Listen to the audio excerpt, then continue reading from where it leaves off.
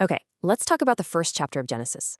For centuries, it's been this cornerstone of faith, a source of endless debate, and, just a profound piece of literature. But how are we actually supposed to read it? Is it a literal scientific account of how the cosmos began, or is it something else entirely?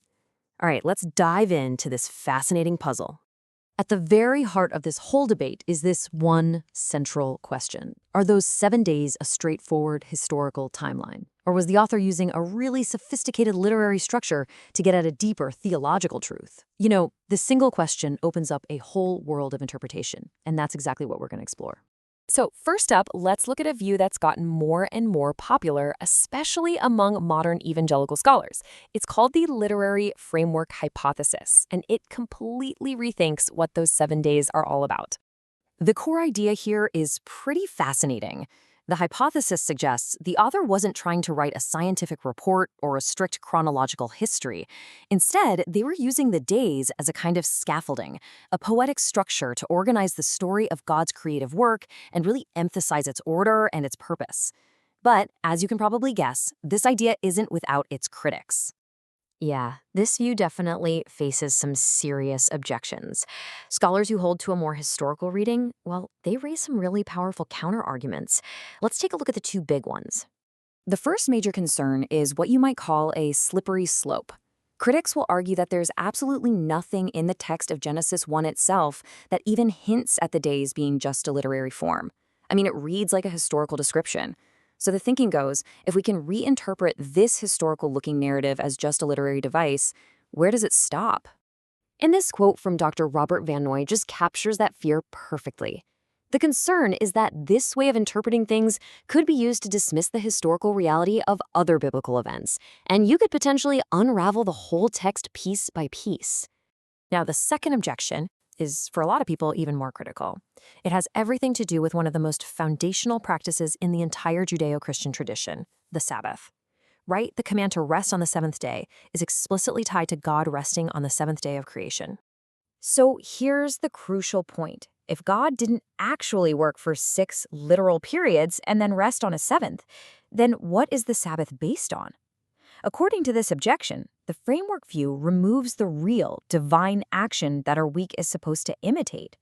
The pattern for our lives suddenly shifts from copying God's own activity to copying an author's clever story structure.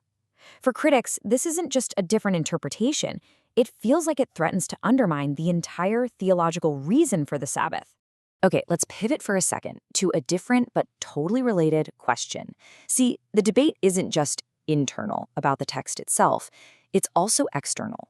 Where did this story even come from in the first place? Was it a completely unique revelation, or was it, in conversation with the other creation myths of the ancient world? Let's look at the timeline, because this is where it gets really interesting. Back in 1875, the world finds out about the Enuma Elish, this epic Babylonian creation story. And here's the kicker. Scholars date its creation to around 1700 BC. That's centuries before Moses, the traditional author of Genesis. I mean, this discovery sent absolute shockwaves through the world of biblical scholarship. This led to the rise of what's known as the Pan-Babylonian school. You had scholars like Friedrich Delitzsch, who argued that the evidence was obvious. The biblical stories of creation and the flood weren't unique at all, but were just Hebrew versions of much, much older Babylonian myths. But is it really that simple? Is Genesis just a copy? Well, when you actually put the two accounts side by side, some pretty profound differences start to jump out, and they really challenge that idea of direct borrowing. When we break it down, the differences are just stark. As the scholar Alexander Hedel pointed out, these two stories have fundamentally different goals. The Enuma Elish is basically political propaganda. It's this long epic about gods at war, and its main purpose is to make the Babylonian god Marduk look like the big hero. The actual story of creation, it's a tiny part of it. Genesis 1, on the other hand, has one single focus: God's orderly, purposeful creation of everything. So these dramatic differences have led a lot of scholars to a totally different conclusion. Maybe Genesis 1 isn't a copy of the Babylonian myths, but a direct theological rebuttal to them. Maybe it was written specifically to show that the universe wasn't born from some violent conflict between a bunch of petty gods, but from the deliberate will of a single, all-powerful, transcendent creator. So as we start to wrap this up, we can see the debate over Genesis 1 isn't just one simple argument. No way. It's this really complex intersection of literary analysis, deep theology, and ancient history all rolled into one. Essentially, we've explored three major lenses to read this text.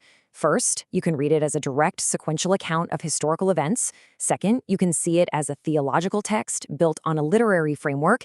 And third, you can view it as a powerful polemic, something written to correct the pagan myths of Israel's neighbors.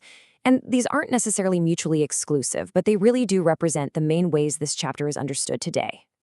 And that leaves us with one last big question to think about. This whole Genesis enigma forces us to confront not just what the story says, but how it says it. Whether you see it as history or a framework or a polemic, it pushes us to ask a much bigger question about all stories, really. How does the way we choose to tell a story ultimately shape the truth it's trying to convey?